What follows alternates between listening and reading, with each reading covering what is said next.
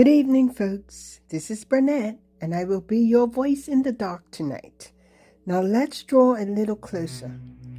Closer than that. Come on, closer. 'Cause some stories prefer the room close and quiet. Now this episode has a content warning. So we will be discussing unethical human experimentation, Nazi medical crimes, and disturbing historical attempts at human-animal hybridisation. Parental guidance is strongly advised.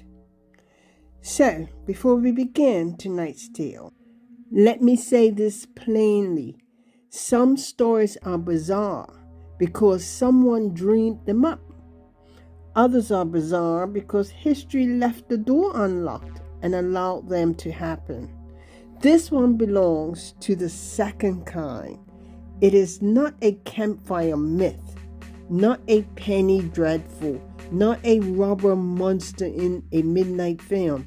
No, it is the story of scientists who steered across the boundary between human and animal and wondered what might happen if that boundary could be crossed. There are no lightning towers here, no castle laboratory, no stitched together creature groaning on a slab. The real horror wore academic robes, signed forms, kept laboratory notebooks, and spoke in the dry language of progress. It measured, it classified, it sterilized, it inseminated, and most chilling of all, it justified. So tonight on Bernette's Bizarre but True Tales, we follow two dark roads through 20th century. Science one through Nazi Germany, deadly medical ideology, and the other through Soviet dreams of crossing humans with apes. Along the way, we will meet physicians who forgot mercy, biologists who mistook possibility for permission, and one question still rattling its cage beneath modern science. Just because we can imagine a thing, should we ever try to make it real? Germany, 1930s. Picture a clinic corridor, polished so brightly the lamps shine back from the floor. Charts, files, weight coats, the clean smell of disinfectant. Now imagine that behind those clean doors, the language of healing is being bent into something cold enough to freeze the blood. Long before the Nazis' rise to power, some German doctors, geneticists, psychiatrists, and anthropologists had embraced ideas known as racial hygiene. They spoke of the body of the nation as though it were a patient. They spoke of heredity as destiny. They spoke of people not as neighbors, children, parents, or citizens, but as threats to be managed, defects to be removed, lives to be calculated. When the Nazi state arrived, these ideas did not crawl out from the shadows. They were invited into the offices. They received funding. They gained institutional power. Medical science in the hands of the regime became an instrument of persecution. The United States Holocaust Memorial Museum describes Nazi medical experiments as falling broadly into three categories: experiments meant to help military personnel survive, experiments testing drugs and treatments, and experiments intended to advance Nazi racial and ideology goals. It sounds tidy, doesn't it?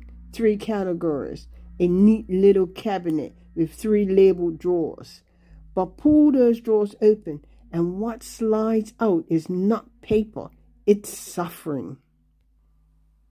At Dachau, a prison camp, prisoners were subjected to high altitude experiments for the German Air Force. Men were placed in pressure chambers to simulate the conditions a pilot might face if his aircraft failed at extreme height. The question was practical. How high could a human being survive? The method was monstrous, used captive people as unwilling instruments. Then came cold, freezing experiments, hypothermia studies, the body stripped of dignity and consent, reduced to a thermometer reading. The scientists wanted to know how long before the shivering stops. What treatment might revive a soldier pulled from icy water? In a human world, such questions might be studied through careful observation, animal research, and voluntary trials. But in these camps, the answers were sought by force. Other experiments tested ways to make seawater drinkable, or to understand disease infection and chemical injury. But at these camps, such as Sachsenhausen, Dachau, Natzweiler, Buchenwald, Neuengamme, and Ravensbrück, prisoners were used to test vaccines, treatments, and substances against illnesses, including malaria, typhus, tuberculosis, typhoid fever, yellow fever, and infectious hepatitis. Now at the Ravensbrück camp, women endured bone grafting experiments and sulfur drug tests. At Natzweiler and Sachsenhausen, prisoners were exposed to poison gases so antidotes could be tested. And then there was the third drawer, experiments shaped by Nazi radical ideology. Here, science did not merely serve war, it served a fantasy of purification. Joseph Mengele experiments on twins at Auschwitz became infamous, not because they were the only crimes, but because they revealed so clearly what happens when curiosity is married to cruelty and protected by power. In that world, the laboratory was no longer a place of discovery. It became a theater of domination. Prisoners became specimens. Pain became data. Death became a footnote. There is a photograph from Ravensbrück that should make any storyteller fall silent. It shows the evidence of medical experiments carried out on Polish political prisoners. These women were known as the rabbits, a word that says everything and nothing. A rabbit is small, a rabbit is handled, a rabbit is used. Some of the prisoners secretly documented their injuries. Imagine that courage. Imagine living under a regime that wants not only your body, but the erasure of what was done to it. Imagine deciding in the rooms of privacy and safety that the world must see. In hidden notes, whispered testimony, and preserved proof, they refused to let the truth be buried. For a podcast like ours, with its taste for the bizarre, it can be tempting to lean into the monstrous imagery, the instruments, the scars, the shadowy doctors. But the real center of this story is not the spectacle. It is consent. It is the absence of consent. It is the theft of a person's right to say no. After the war, the doctor's trial at Nuremberg exposed medical crimes committed under the Nazi regime. From that reckoning came the Nuremberg Code, a foundational statement of research ethics. Its first principle is blunt and necessary. The voluntary consent of the human subject is absolutely essential. It is astonishing that such a sentence had to be written. Astonishing and damning. It is more astonishing still that history keeps requiring us to whisper it back into the room. Now we leave Germany's camps and travel east into the colder corridors of the Soviet ambition. Our next figure is not a Nazi doctor. He is Ilya Ivanovich, a Russian and Soviet biologist born in 1870, known for his work on artificial insemination and animal hybridization. Ivanov was not a fringe lunatic scribbling in candlelight. He was a serious scientist in his field. He helped develop techniques for artificial insemination in domestic animals, especially horses. His methods were considered remarkable for the time. One stallion with the right technique could fertilize far more mares than through natural breeding. To breeders and agricultural planners, this was not horror, it was efficiency. But Ivanov's interest did not stop with improving livestock. He experimented with interspecies, hybrids, domestic animals, crossed with wild relatives, practical schemes for harder breeds, stranger possibilities at the edges of biology. And then, at the beginning of the 20th century, he began to speak of a boundary no respectable society was comfortable crossing. In 1910, at the World Congress Zoologists in Austria, Ivanov described the possibility of creating a hybrid between a human and a non-human ape using artificial insemination. Let that settle for a moment. In an age of imperial confidence, revolutionary politics, and scientific bravado, a respected biologist stood before colleagues and entertained the creation of a human-ape hybrid as a technical challenge, as if the word human were just another variable. No thunder rolled, no mob arrived with torches. The idea simply sat there in the room, grotesque and fascinating, wearing the mask of science. In the 1920s, Ivanov traveled to France. There, he attempted to create a human-chimpanzee hybrid by inseminating female chimpanzees with human sperm. 3 female chimpanzees were involved. No pregnancy resulted. Now, popular retellings often grow horns at this point. They whisper of Stalin demanding ape soldiers and of a red army of obedient beast men marching across Europe. This is a wonderfully ghastly image, perfect for a lurid poster, half man, half ape. Oh, Soviet! But historians cautioned that this Ape-Man army story is more myth than documented fact.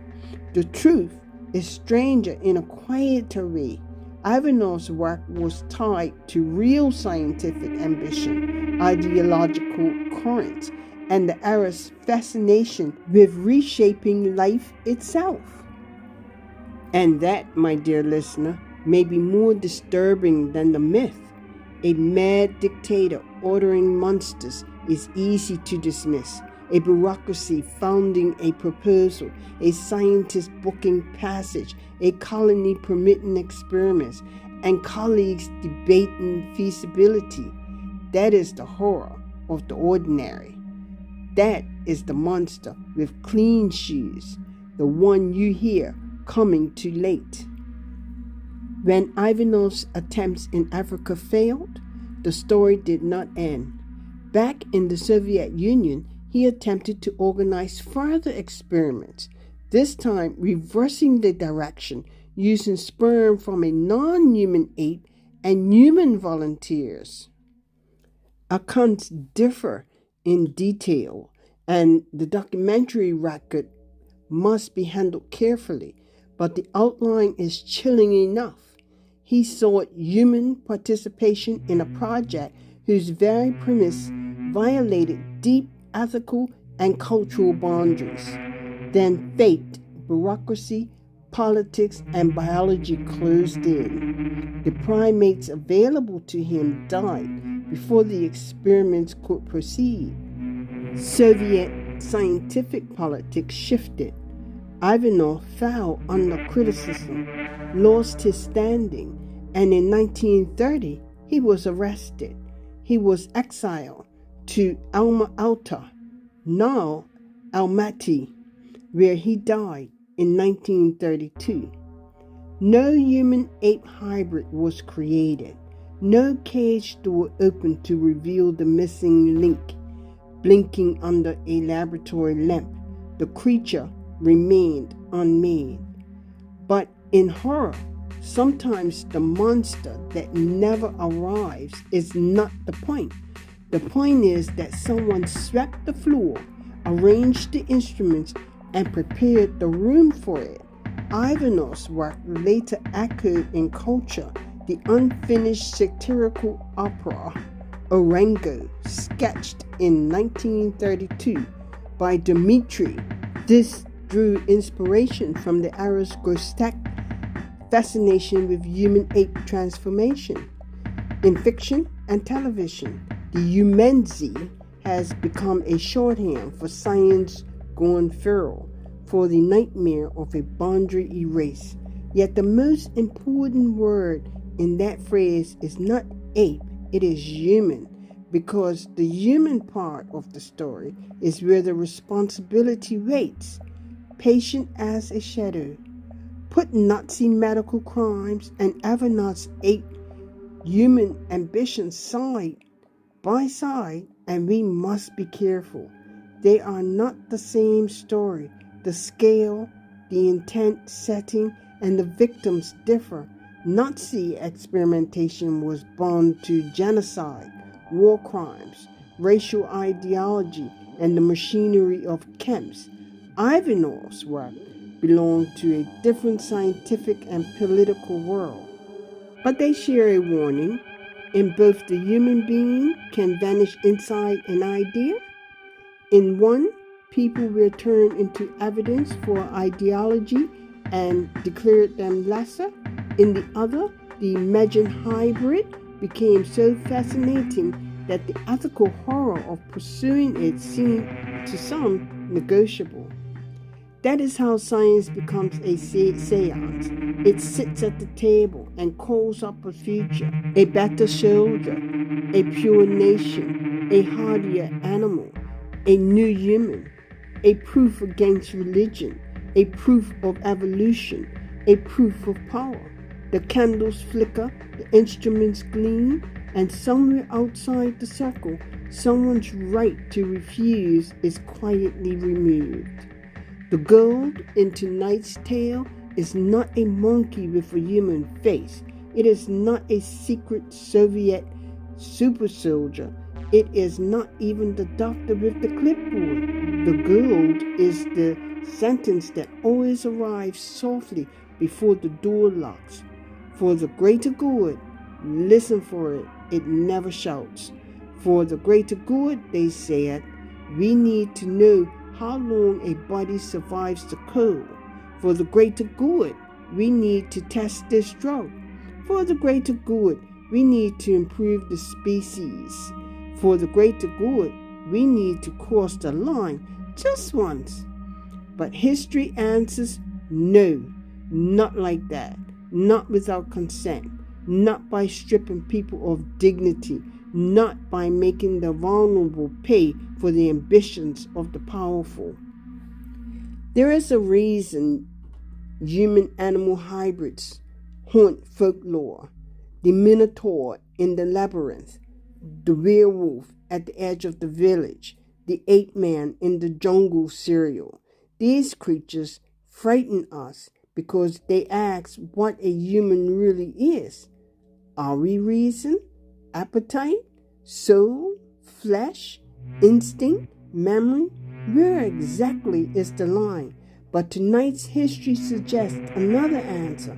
The line is not only biological, it is moral. Humanity is proved by having a human body. It is proved by recognizing humanity in others. The Nazi doctors failed that test. They saw categories where they should have seen people. Ivanov's project Though different in nature, reminds us how obsession can dress itself as progress and walk boldly into forbidden rooms. And what of the monkeys, the chimpanzees, the orangutans, and other primates pulled into human schemes? They too were living beings, caught in the net of ambition. They did not volunteer to become symbols. They did not ask to become proof of a theory, tools of ideology, or props in our oldest nightmare about becoming something less than ourselves. That is the bizarre truth of tonight's tale. The monster was never born in Ivanov's laboratory, but monstrous thinking was born many times over in policies, proposals, experiments, trial records, and the quiet confidence of men who believe intelligence exempted them from conscience. If you take one thing from this story, let it be this: the strangest creatures in history are not always the ones with claws, fur, fangs, or stitched skin. Sometimes they have degrees on the wall, funding in the bank, and a calm, reasonable voice explaining why the rules should not apply today. And if tonight's true tale of forbidden science has left a claw mark on your imagination, do not let the fear fade with the music. Listen to this. I have written a book I call Human. It's my blood-chilling survival thriller novel where human ambition grows teeth in the dark. Teeth that, remember, you can get it now on Amazon in paperback or Kindle. So when this episode ends, follow the link in the description and let the jungle take you. Picture a rainforest so remote the map seemed to give up. Mountains swallowed by mist, vines hanging like ropes in a forgotten temple, and every wet leaf trembling as though something ancient has begun to listen. Deep inside the untouched rainforest in China, ethologist Alison Daly leads scientists and a film crew in search of the elusive Skywalker monkey. They expect rare footage, scientific glory, and a creature glimpse for the one glorious second between mist and moonlight. Instead, the rainforest opens like a cathedral, then closes like a fist. Allison believes the expedition will make her name. The crew believes they are capturing wonder. But some places do not surrender their secrets. Some places remember what was buried inside them, and some places remember who buried it. Beneath this beautiful canopy, something has been made, not born, not evolved, made, a secret species of genetically engineered primates, watchers with clever eyes from the dripping shadows.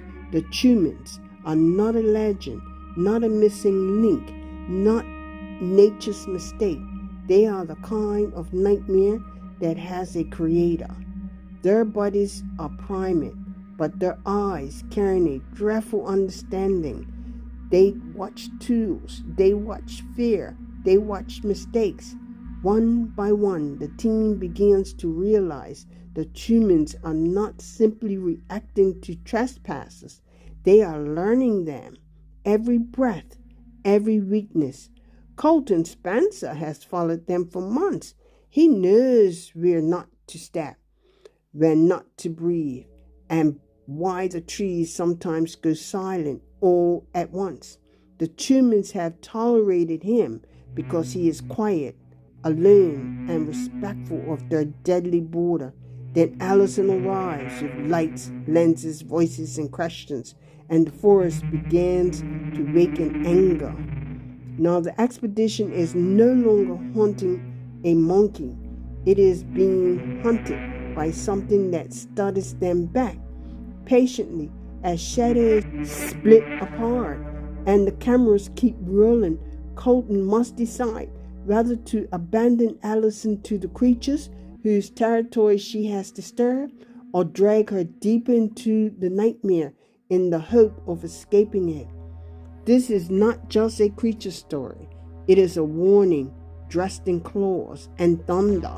What happens when science creates life without mercy, cages intelligence, abandons it, and then leaves it to grow teeth in the dark? Human is a bizarre, blood-chilling survival thriller about forbidden science, primal intelligence, and the savage punishment that waits when mankind plays creator and abandons what it's made. Read it with the lights low. Listen for the trees outside your windows. In Human, the most terrifying thing in the jungle is not that something is watching, it is that something understands. And just when Allison thinks she has finally seen the leader of the pack, just when Colton raises one trembling hand and whispers, "Don't move," the camera lights flicker across a face in the trees, half hidden, half smiling, and far too familiar enough to be impossible. Then the creature does the one thing no animal should do. It speaks Allison's name. This is a gripping, atmospheric creature thriller that keeps tightening its claws until the final page. If you want the full nightmare, do not wait for the jungle to go quiet. Buy Human now on Amazon in paperback or Kindle, or visit BernetteFord.com. The link is in the description. It is waiting for you. Click it. Step beneath the canopy and find out what happens before something in the dark learns your name. This has been Bernette's Bizarre but True Tales, and I am Bernette, reminding you that truth is often stranger than fiction, and sometimes it waits much closer than you think. Let us know your thoughts in the comments below. Until next time, keep the lights low and listen carefully, especially when the room goes quiet. Have a good one, folks.